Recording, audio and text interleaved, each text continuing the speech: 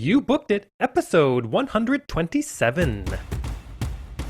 What's going on, everyone? Thank you for joining me today on You Booked It, the #1 podcast where you learn how to create a successful entertainment career. Every episode is a masterclass on how to move your career forward. And if you want even more, head over to youbookeditpodcast.com and join the email community where we dig deep into what you can be doing right now to help book that next gig. And now, let's do this. Okay, let's get started. I am excited to introduce my guest today, Jordan Fife Hunt. Are you ready for this, Jordan? Yes, I am. Alrighty. Jordan is a performing artist based out of New York City. Most recently, you would have seen him in the new off-Broadway musical EMOJILAND playing Dancing Man, or heard his voice on the EMOJILAND original cast album. He is also in the independent dance film Scenario that is currently streaming on Broadway HD. Jordan was an original cast member and dance captain in Suzatska, a new musical by Richard Maltby Jr., David Shire, and Lebo M., in its world premiere production in Toronto, where he worked with luminary choreographer Graciela Danielle.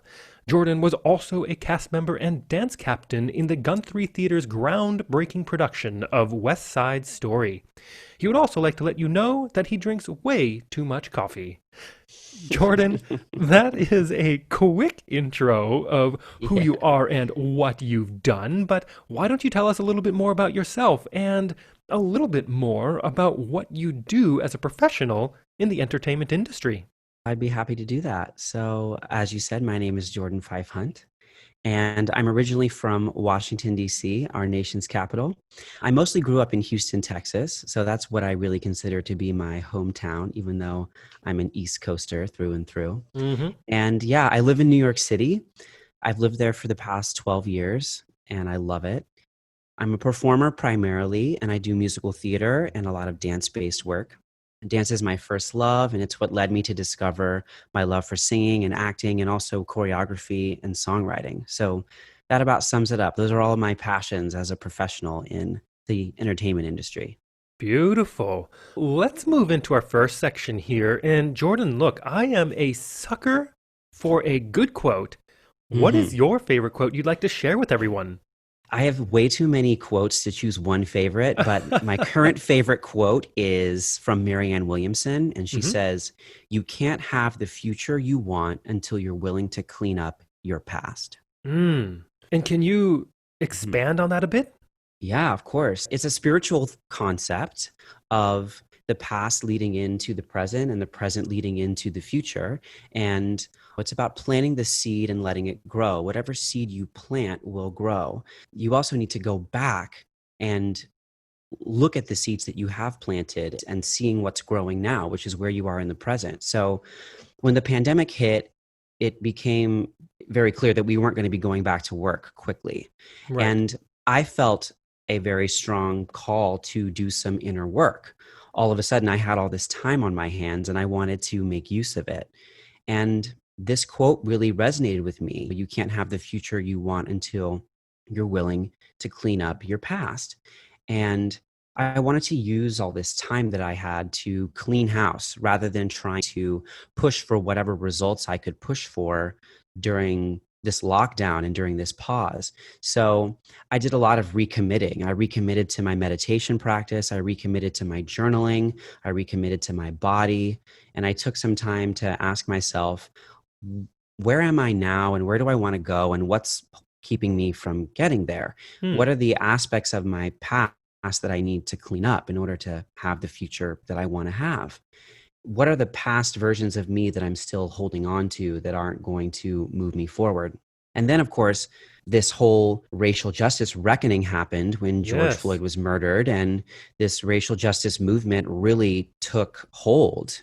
It took to the streets, and again, this whole quote was resonating with me on a huge scale. It was resonating with the country, of course, on a huge scale, but with me personally, I felt it was really important that or rather, I really couldn't ignore as a biracial Black person how much internalized shame I had. That's another big part of my identity that I guess would have been good to bring up in my intro. But I'm a biracial Black person. My mom is Black, my dad is white. And growing up as a mixed race person in this country that's really obsessed with race was a very challenging and confusing thing for me. For a lot of my upbringing, I really didn't think about race that much. And then when I was forced to think about it, it was very much from perspective of needing to fit. Either you're a Black person, you're a white person, what are you? How do people see you?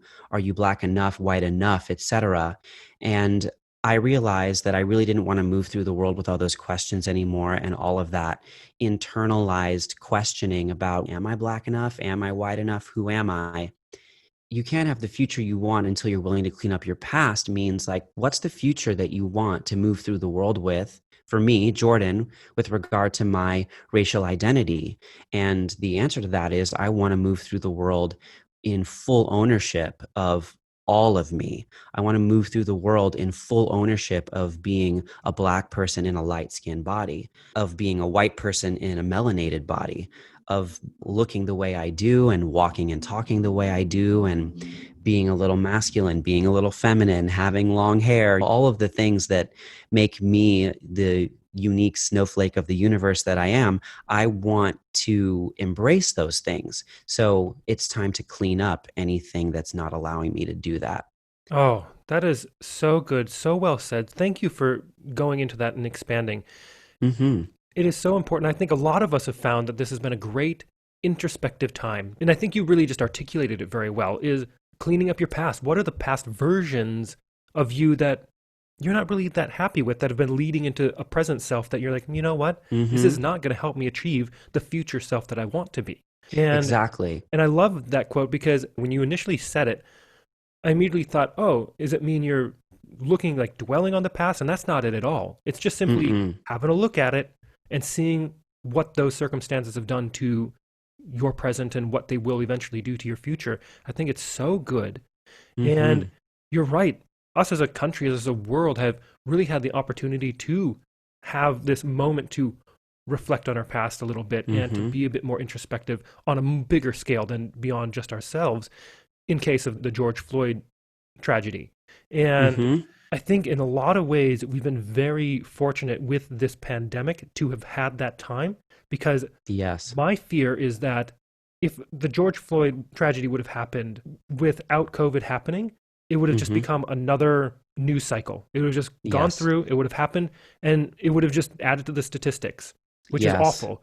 And now we've had an opportunity to really pay attention to it and Hmm. to think about how racial injustice or inequalities affect us as individuals and not just this externalized thing that is so much easier to default to. And Yes. I think everything you just said there was so wonderful. Thank you. Yes. Thank you. It's a tragedy, but it's also amazing that, and there's a blessing to it, that it took a pandemic to really have the racial justice movement that needed to happen to give it room to happen. Yes. Yeah. Because we were all at home. We couldn't go out. We were on a lockdown. There was a feeling of instability. We didn't know what we were going to do financially. We didn't know if we were going to be able to return to work. We didn't know if the relief that we needed was coming. There was all of this uncertainty. And then this tragedy happened, this horrible event happened that really made it impossible for the country and the world to stay sitting on the couch. Like, we had to take it to the street. Yeah. Yeah. Hmm. Absolutely. Absolutely. And let's get into this next section here. And Hmm. Jordan, of course, you are an entertainer. I'm an entertainer. And I think that you'd agree that this industry can be one of the most subjective, brutally honest, and personally emotional industries in existence. Hmm. And you know as well as I that in order to create and have a successful career in this industry like you're having now takes a lot of dedication and hard work. And while, yeah, there's an outrageous amount of fun and excitement being an entertainer, there are Hmm. also our fair share of obstacles, challenges, and failures we are going to experience and we're going to have to move forward through. So tell Hmm. us, what is one key challenge, obstacle, or failure you've experienced in your career? And how did you come out the other side better because of it? I would say that the biggest challenge I've faced so far was my knee injury. So, in January of 2017, while I was in rehearsal for Suzatska in Toronto, I landed a jump horribly, Mm. and my knee hyperextended and twisted at the same time. It was my left knee. Ugh. And I ended up completely tearing my ACL and doing some really severe damage to my lateral and my medial meniscus as well. Wow. So I had torn my ACL, and then both sides of my knee were really damaged. And at first, my injury was misdiagnosed when I went to the ER. They told me it was a sprain. So I was in physical therapy treating a sprain because that's what the x rays showed. But what had actually happened was I had torn my ACL. So when I finally got an MRI and saw that my ACL was completely severed from my Wow. femur, I was just devastated. And what I had thought was going to be a 6 week recovery process turned into a year-long recovery process. And I was going to need a really huge surgery, basically a reconstruction of my left knee. So, of course, I lost my job in the show and I had to pull out. And I was heartbroken. And I was also really scared that I wasn't going to be able to dance again because there's always a chance that a surgery that's this big and this invasive is not going to heal to 100% Right. and that I would be left with permanent damage. So I left Toronto and I went down to Houston where my family is, and the support that I received from my family and my friends was just amazing.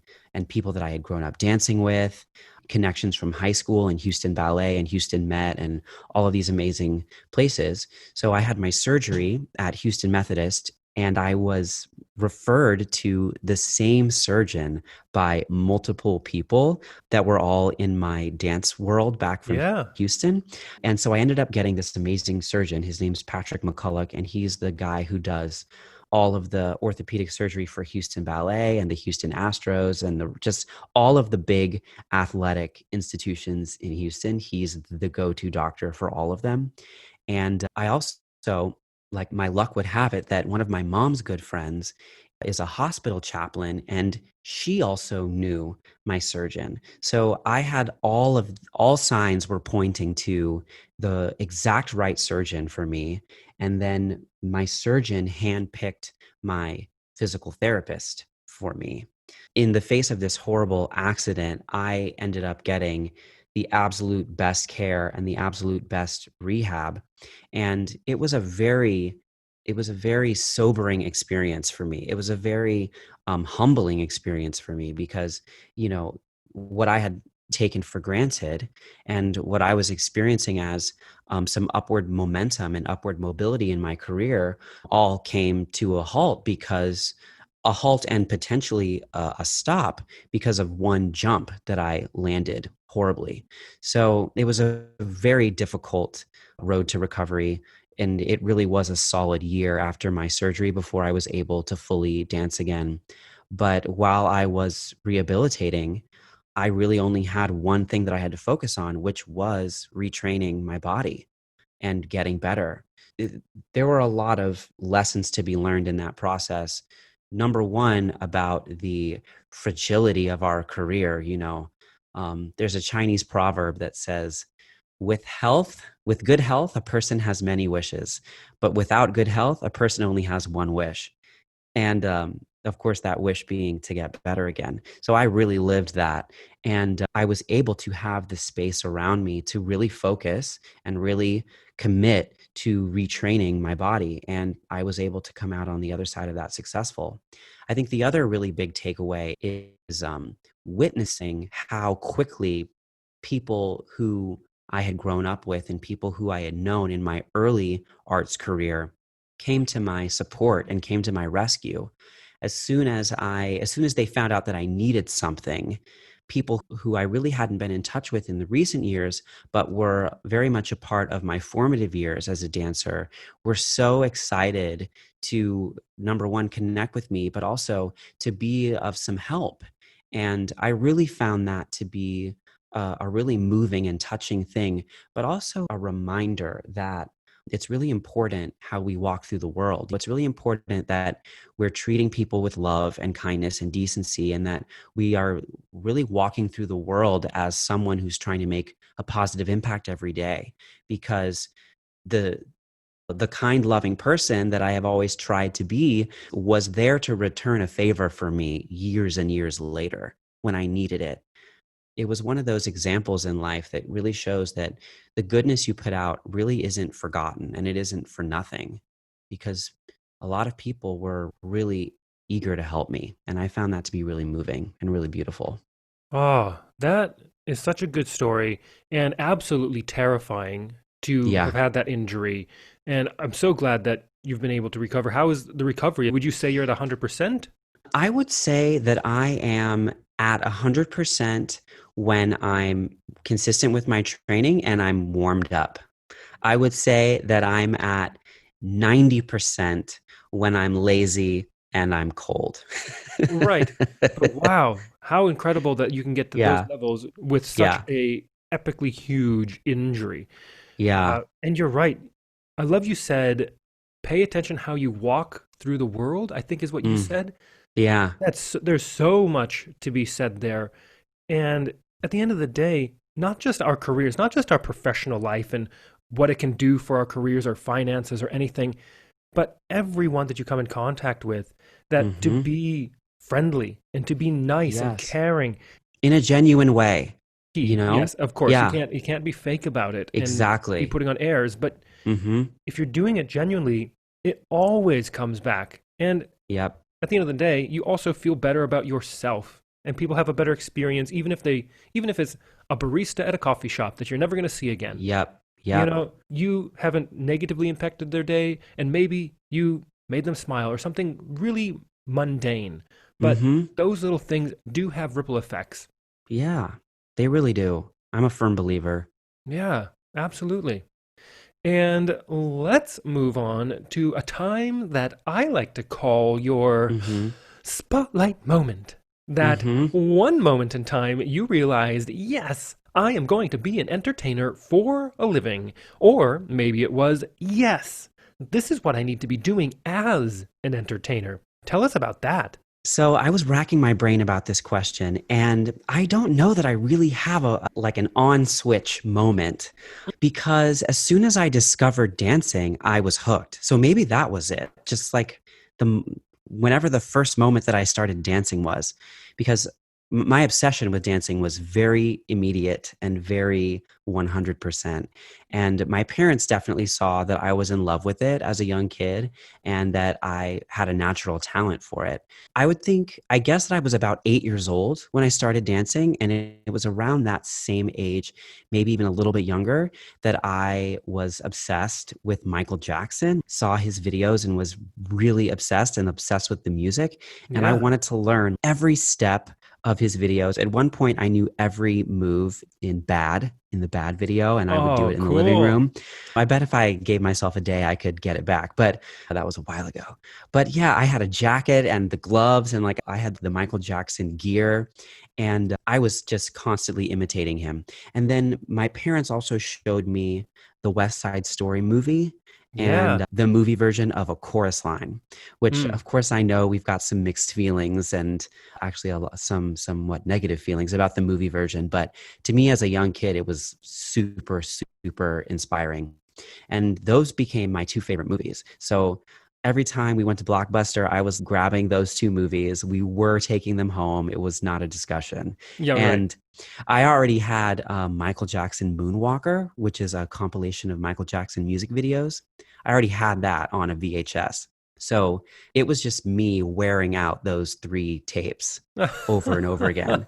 And then eventually my parents were like, okay, we have to take him to dance class. So there wasn't ever really a moment, or at least there isn't a moment in my memory of like grand discovery or grand decision. It was just like this thing that I love to do and never wanted to stop doing.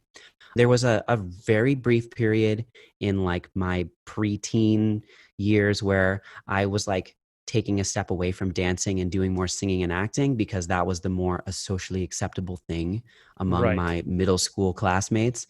But eventually, once I was old enough to like see that was stupid, I was like, no, I want to go to dance class again. Right. So once dancing entered my life at a super young age, it never really left. Oh, that's so good. And I love that you said we went to Blockbuster.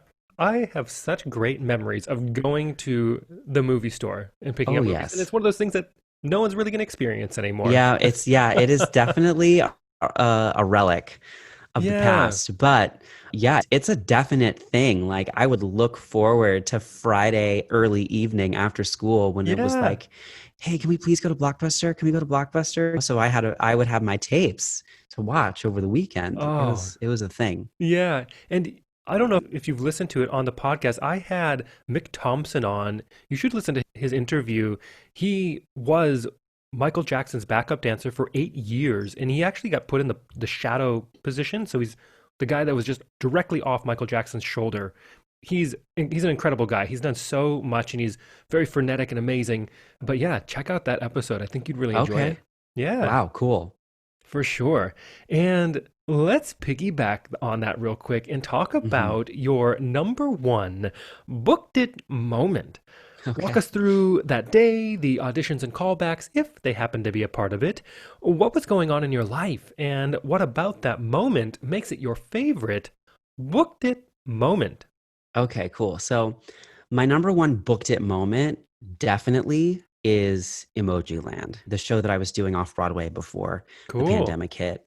Yeah, because that whole audition experience was just it was a great experience, but also just a great lesson for me and a great confirmation of lessons I was learning and things I was trying to integrate into how I audition and how I walk through the world, to use my quote from earlier, how I walk through the world as an artist. So, my first audition for Emojiland was a dance call. And I didn't have really any information on the show going into it, like just the show title. Right. And so my impression was that it was probably a kid show because it's called Emojiland and it's about emojis. So it must be a kid show and it's probably really stupid, but whatever, I'll go and audition anyway for this dumb show. So I was having breakfast that morning with a friend of mine who was visiting from Texas, and I told her, "Hey, let's meet in the morning because I'm going to an audition in the afternoon for this musical called Emojiland." And she was like, "Ooh, what's that?" And I was like, "I don't know. It's probably going to be dumb. I got to see what it's all about. Like, I'm not going to book it. I'm just going to just to check out the scene." And I really didn't even dress like I was trying. I wore all of my favorite clothes. I wore my t-shirt with Prince on it and he's giving you like a fabulous pose, and I wore Ah, these leggings I have with Roman numerals all over them, and I wore these sneakers that are made of denim and they're horrible for dancing, and I had my hair out, and I really just wasn't trying. I looked like I was going to meet friends for coffee or something, like not showing up to audition. And honestly, it was a really great lesson in not caring, because I feel like when you care too much, you start to edit yourself and you start to censor yourself. And I think one of the reasons why I did so well is because I truly had a nothing to lose attitude about the whole thing. Like I just showed up and was like, let me check this out. And I was very relaxed and very comfortable and actually very confident. But anyway, I did the dance audition with Dana Marie, who's the associate choreographer. She taught the combo. And right from the get go, I was vibing with her and like really vibing with Kenny, the choreographer. So the movement really suited me. The whole vibe of how they were teaching it really suited me. Dana Marie actually complimented my Prince t-shirt. She was like, "Yes, shirt." I was like, "Thank you." So like the vibe was right. And like I walked into the room feeling super chill and like whatever, but also ready to rock about the whole thing. It was a perfect mix of energy. So the dance audition went really well. And so I got asked to stay and sing the same day. And that was all chill, right along the same wavelength. Just go in, do the thing, get in, get out, don't mess my hair up. And we're just going to keep it moving. So then the next audition, so I got called back. And the next audition was an acting and a vocal callback to sing and read from the show. And this time, after having gotten a feel for the material and I was being called back for a specific role, which was man dancing, I definitely dressed show appropriate and was trying a little bit more, if you know what I mean. The man dancing emoji is the purple disco guy. Yeah. So I wore my purple tight jeans and I wore this black button down shirt with a bunch of, with like my chest out, very like ballroom. And I wore some black boots.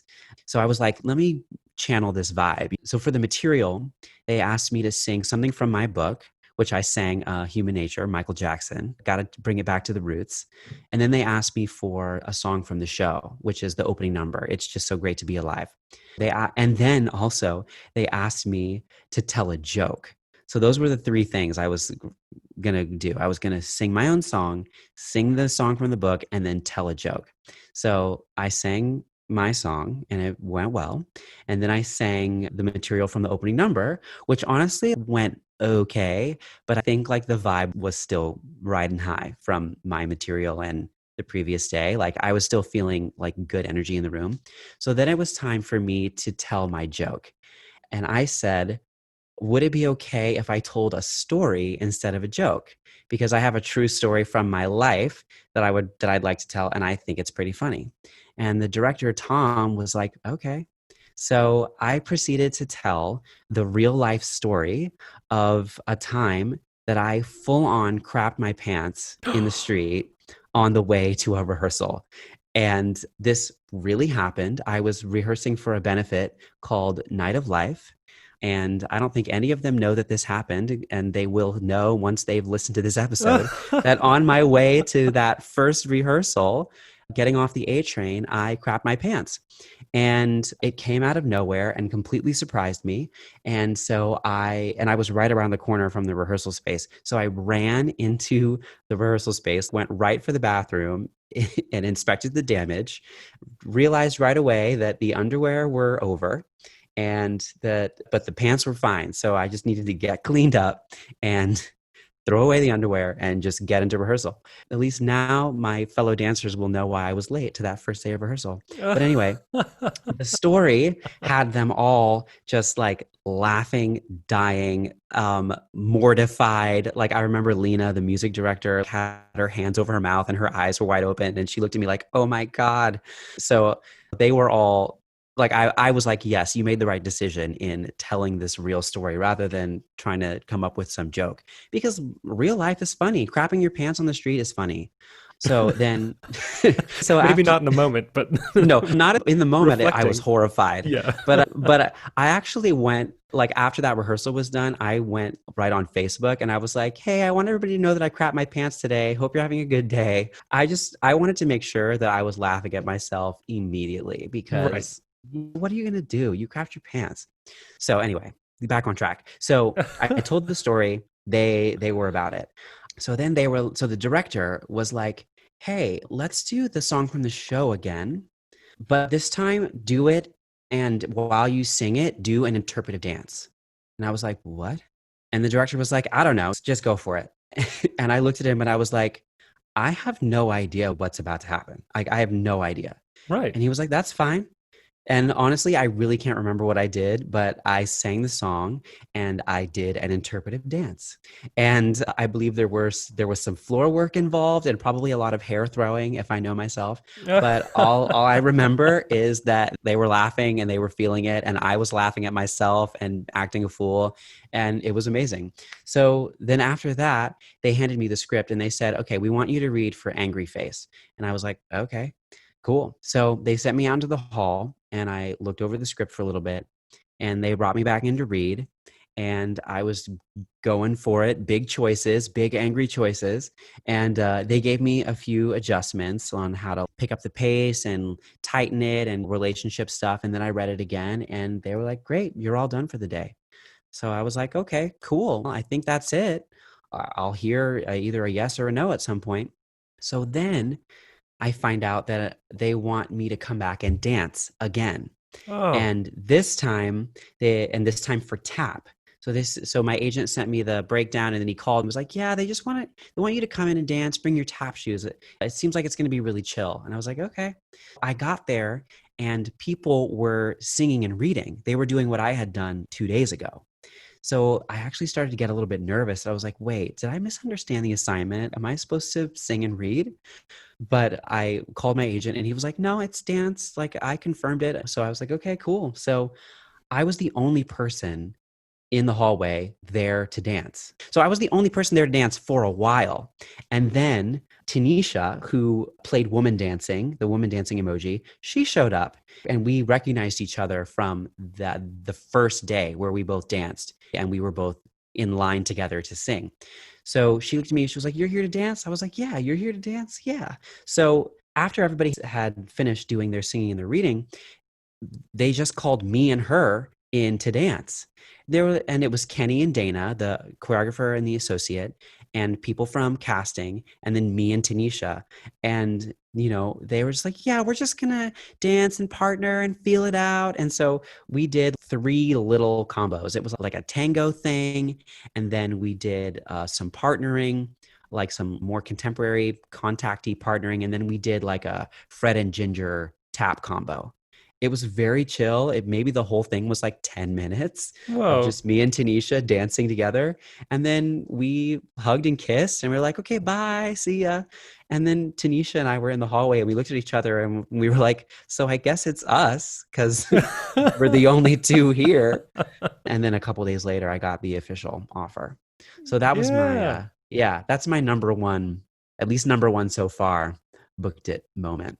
Oh, that's so cool. I love how it was just so relaxed and just happened. Yeah, it What a cool did. story.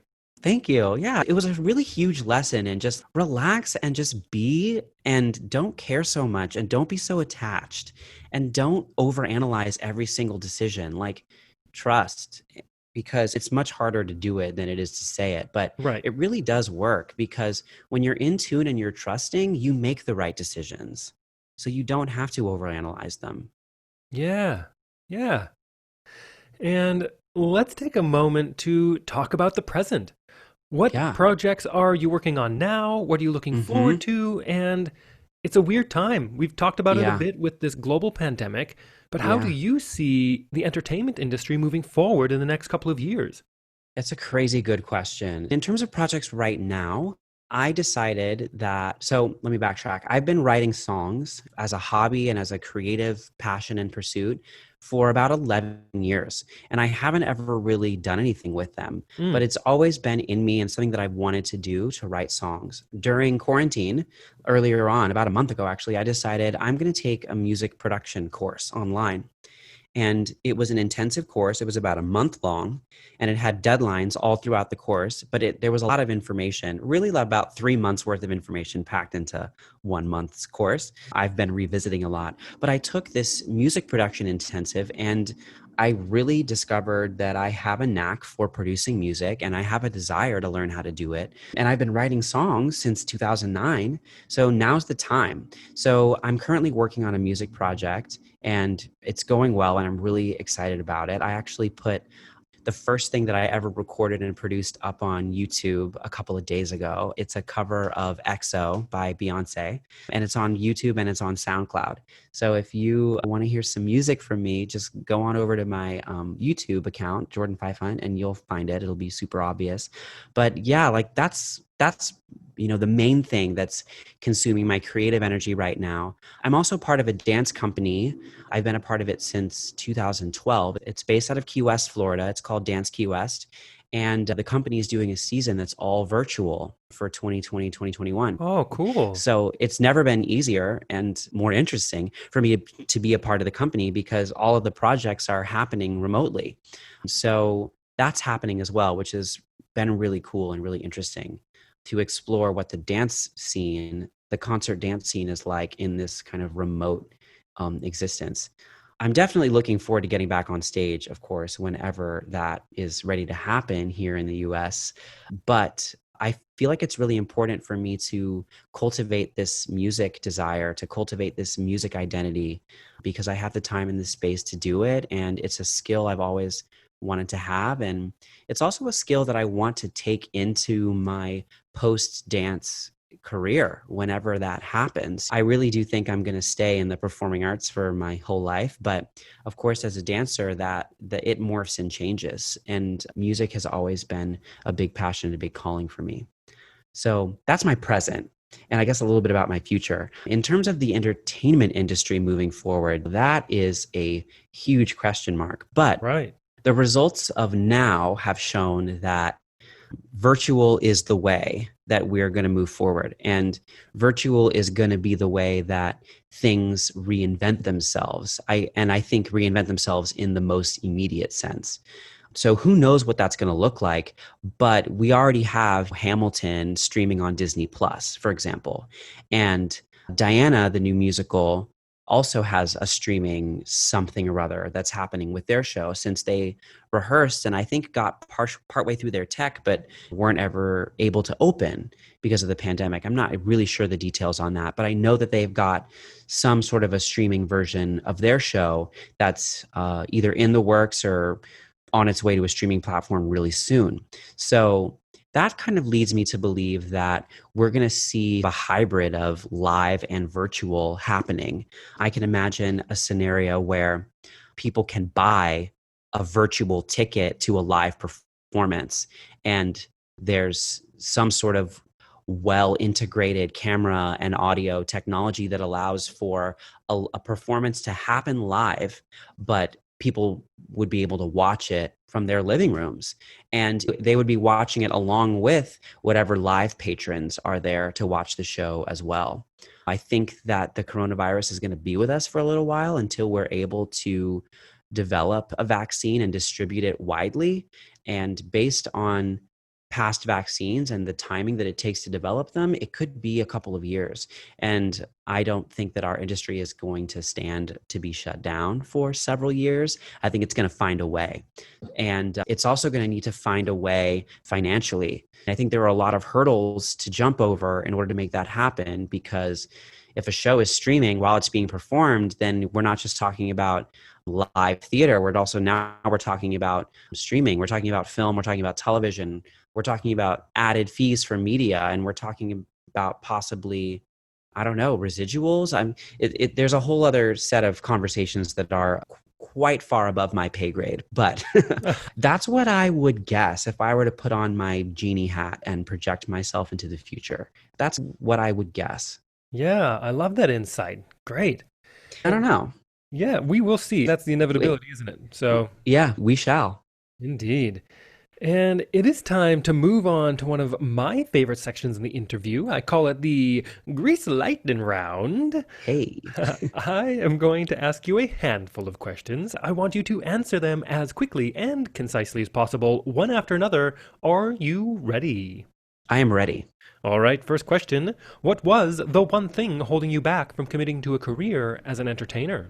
Nothing was holding me back. I always knew I was going to do this because once I fell in love, I never wanted to stop. So I'm a lifer.